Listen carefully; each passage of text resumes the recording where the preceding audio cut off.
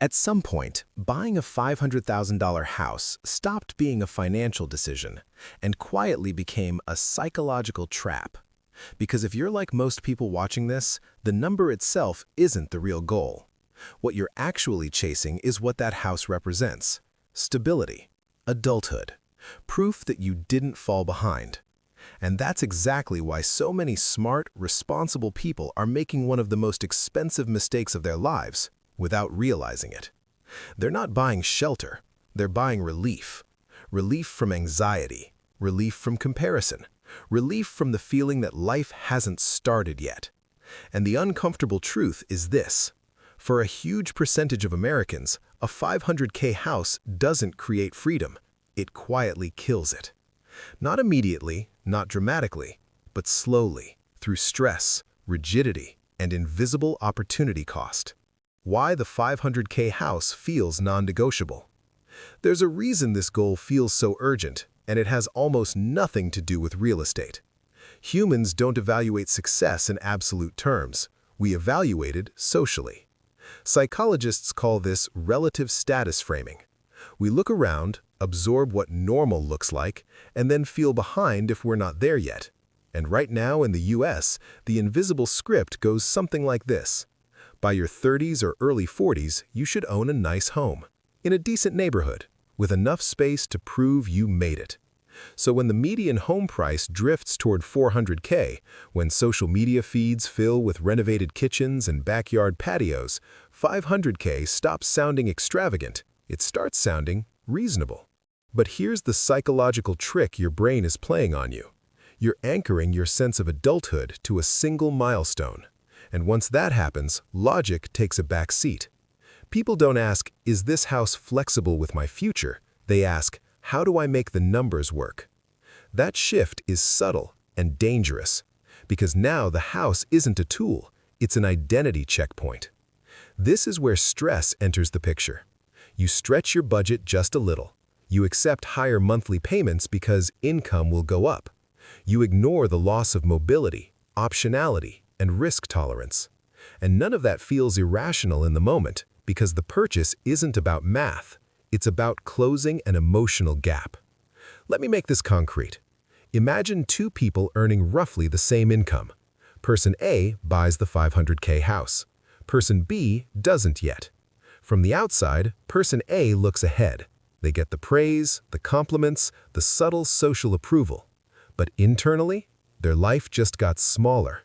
More fixed expenses, more pressure to maintain income, less ability to pivot, take risks, or downshift. Person B, meanwhile, looks behind but has flexibility, liquidity, and time on their side. And here's the key insight most people miss.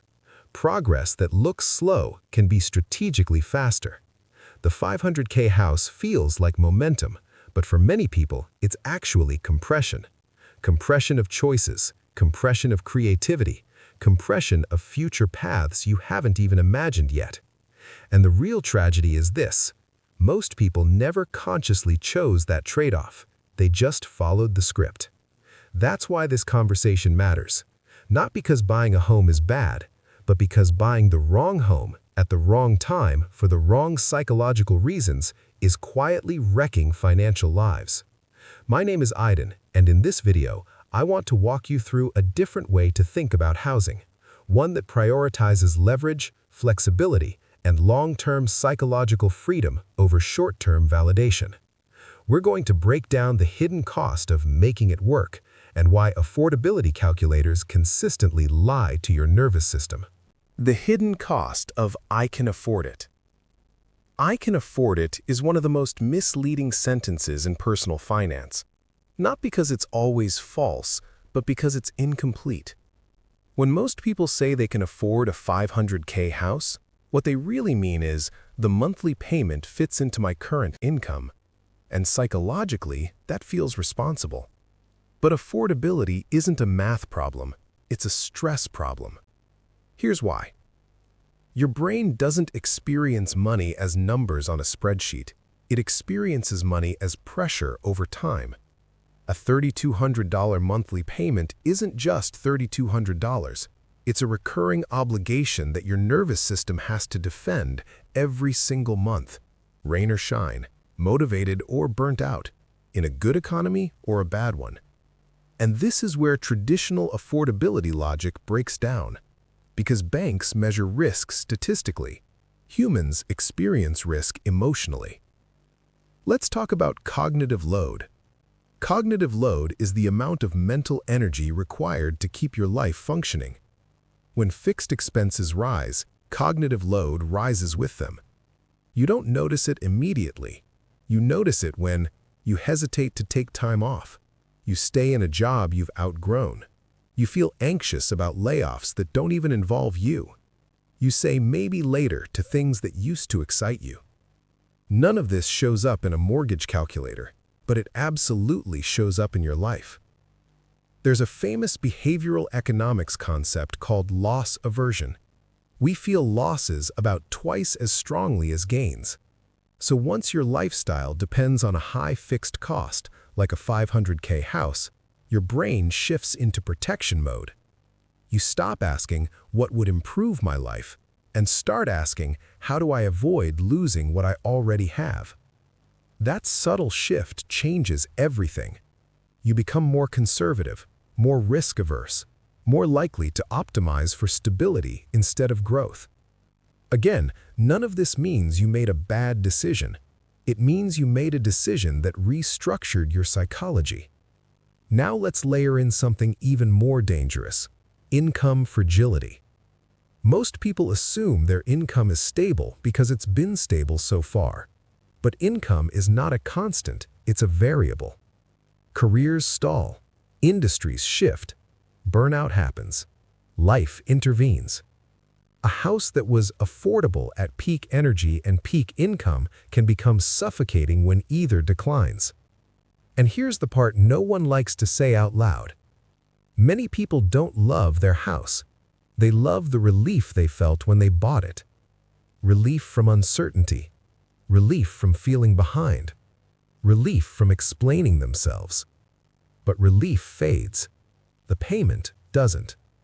So what starts as pride slowly becomes obligation. And obligation, when it's too heavy, quietly steals your future optionality. Optionality is the ability to say yes to opportunities and no to traps. It's the freedom to move, pivot, rest, or rebuild without everything collapsing. High fixed housing costs are the single biggest destroyer of optionality for middle and upper middle income earners. Which leads to a counterintuitive truth. The goal isn't to own a house. The goal is to own your time, your energy, and your future choices. A house should support that goal, not dominate it. We'll talk about what to do instead, not in theory, but in practical, psychologically aligned steps that actually increase your long-term leverage. What to do instead? The leverage phase. Here's the reframing most people never hear. Buying a home isn't a milestone, it's a strategy. And like any strategy, timing matters more than emotion. If the $500K house compresses your life, the alternative isn't never buy. The alternative is entering what I call the leverage phase. The leverage phase is a period where your primary goal is not comfort or optics, it's building disproportionate flexibility relative to your income. This phase feels boring from the outside, but it's powerful on the inside. Because instead of locking yourself into a large fixed cost, you do the opposite. You keep housing intentionally light. That could mean renting longer than society tells you to. It could mean buying something well below your max approval. It could mean living in a place that's temporary on purpose. Psychologically, this triggers discomfort, not because it's wrong, but because it violates the script. And scripts are comforting. But comfort early often means constraint later. Let's talk about leverage in real terms. Leverage isn't just about debt or investments, it's about asymmetry. Small downside, large upside. When your housing cost is modest relative to your income, several things quietly happen. You accumulate cash faster. You can survive income shocks longer. You can invest when others can't. You can change jobs without panic. You can wait for better opportunities. This is the kind of leverage that compounds invisibly. Most people try to skip this phase. They want the house and the freedom at the same time. But those two things are often sequential, not simultaneous. Here's a mental model that helps. Think of your financial life as a series of doors. Every fixed expense closes some doors. Every dollar of flexibility keeps doors open. The $500K house closes more doors than people expect, especially early in life. So instead of asking, "How do I afford the house?" ask, "What does this house prevent me from doing?" That question flips the decision from emotional to strategic. Now, this doesn't mean renting forever. It means delaying maximization. There's a huge difference between owning a home and buying the most house you can possibly qualify for. One is shelter and stability. The other is a lifestyle bet on uninterrupted income. The leverage phase is where you build buffers: cash buffer, skill buffer, network buffer, energy buffer, so that when you do buy, you're not hoping it works out. You're choosing it from a position of strength. And here's the quiet advantage most people miss. When you wait, the house you eventually buy feels lighter. Not cheaper, but lighter. The payment doesn't dominate your thinking. The risk doesn't sit in your chest. The house becomes a platform, not a prison. I want to bring this all together and talk about how to know when you're actually ready to buy, psychologically and financially, without falling into the same trap. When buying actually makes sense. And a quiet question to leave you with. There's a moment when buying a home stops feeling like pressure and starts feeling like alignment. Most people miss that moment because they're rushing toward relief. So let's define it clearly. Buying makes sense when the house doesn't need to justify itself, when you're not telling yourself a story about appreciation, when you're not using future raises to calm present anxiety, when you're not defending the decision emotionally. Psychologically, readiness shows up as indifference, not apathy, but calm. The payment feels obvious, not impressive. The house fits your life, not your ego. Your identity doesn't depend on it. Financially, this usually looks like housing costs that don't require optimism to sustain, enough liquidity that job loss is inconvenient, not catastrophic, income that's repeatable, not fragile, the ability to walk away from the purchase without panic. When those conditions exist, the house becomes boring. And boring is good. Because boring assets don't consume your mental bandwidth. They let you focus on living. Here's the paradox. The people who rush to buy the $500K house are often trying to feel ahead. The people who delay are quietly building the ability to never feel behind again. Neither path is morally superior, but only one preserves long-term psychological freedom.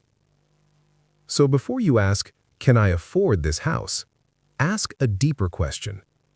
If nothing changed in my income, my energy, or my career for the next 5 years, would this house still feel light? If the answer is yes, buy with confidence. If the answer is no, there's no failure in waiting. Waiting is a strategy. And sometimes the smartest move isn't owning the symbol of success, but owning the conditions that make success sustainable. If this way of thinking challenged you, slowed you down, or gave you language for something you already felt, you might want to stay around. You can like the video, subscribe, or share it with someone who's feeling pressured to figure it out right now. Not because you should, but because thinking clearly about money is easier when you don't do it alone.